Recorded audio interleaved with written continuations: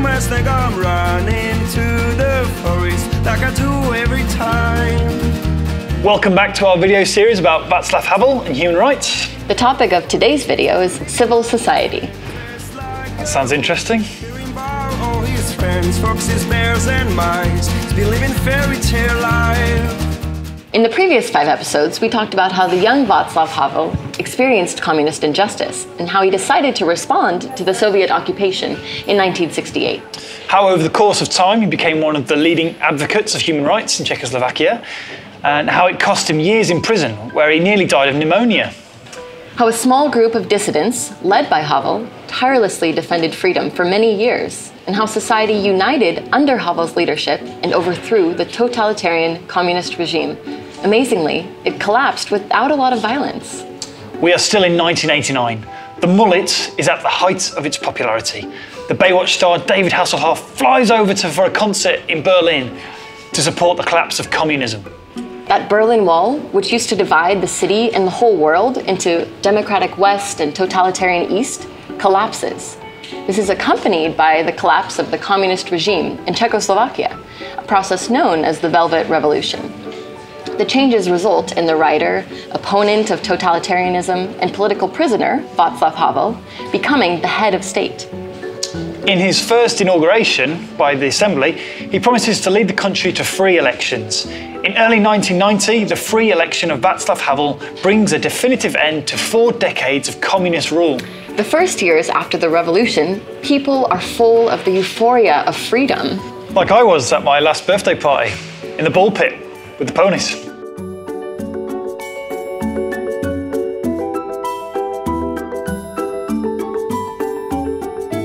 Okay, and what do the Czechs do with this freedom? Well, they can travel wherever they want. They can buy whatever they want. They can earn money, even establish a private company. Families are giving back property that was illegally taken by the communists in 1948. But it's not just about money. After many years, people are now able to change things themselves. They can influence public affairs and elect the people they want to elect. The Czechs and Slovaks can no longer complain that someone high up makes the decisions.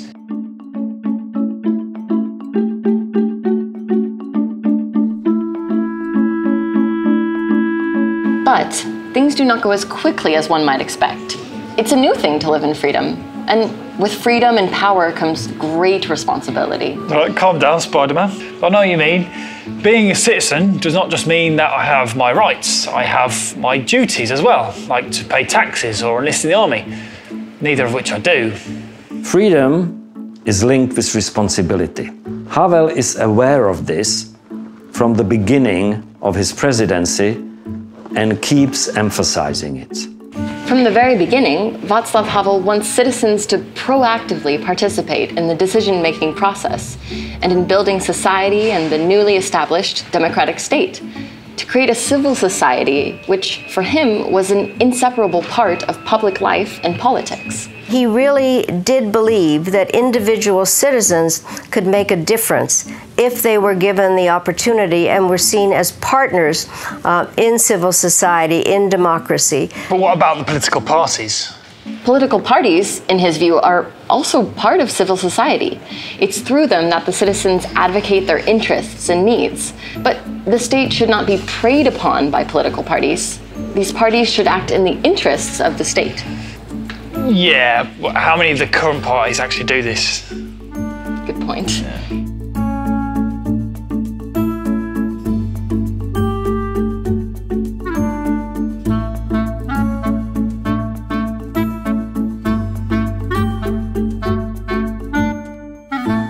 To build the kind of society Havel imagines takes time. Laws can be made quite quickly in a democratic state, but a civil society doesn't just grow up overnight. People have to mature into it. It helps that they can finally take an interest in anything they want. They can meet freely, discuss whatever they want, and travel because they're no longer arrested for doing so. Czechoslovakia opens up to the world. Many famous politicians, artists, and sportsmen come to visit. such as the Rolling Stones, Prince Charles, and in addition, many Czechs who had to emigrate, like the tennis player Martina Navratilova, are now able to return to their homeland. People everywhere are attracted by Havel's personality and fascinated by the fact that the country is led by a philosopher, writer, playwright, and former political prisoner. To this new democratic country in the heart of Europe, the visitors offer assistance and even funding. Money, money, money, must be funny. It takes a lot of money in this modern democratic society. It does. It takes a lot of money, but civil society here is still in its infancy, so there are no NGOs or charities that can receive the money and distribute it for the appropriate purposes. Some donors want to improve the environment, some want to help the disabled, while others want to hold an international culture festival. Nice. But all of this is just being created. People spontaneously unite into various groups and associations. Such organizations are known as the institutions of the civil society. So when they've enjoyed freedom enough, Czechs finally begin to understand that they also have to nurture it, and that it's not something that can be simply experienced. One of the first charity organizations was founded by the president's wife, Olga. It's called the Committee of Goodwill, and it still operates today. As president, Havel sets a good example, not only by defending human rights, as we mentioned in previous episodes, but also by behaving as an active citizen. Immediately after his election, for instance, he opens Prague Castle, the gardens of which until then had been encircled by barbed wire. And he donates all his prize money to charity. Yeah, but that's just nothing more than just a gesture, isn't it? Not at all.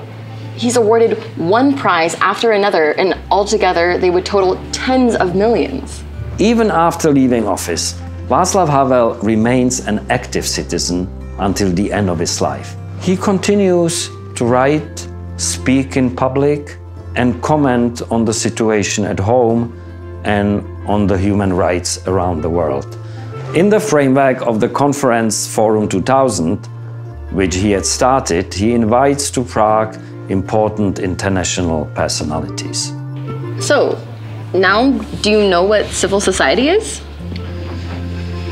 Well, it's simply a society where people are proactive, interested and involved in the world around them, and show respect for one another.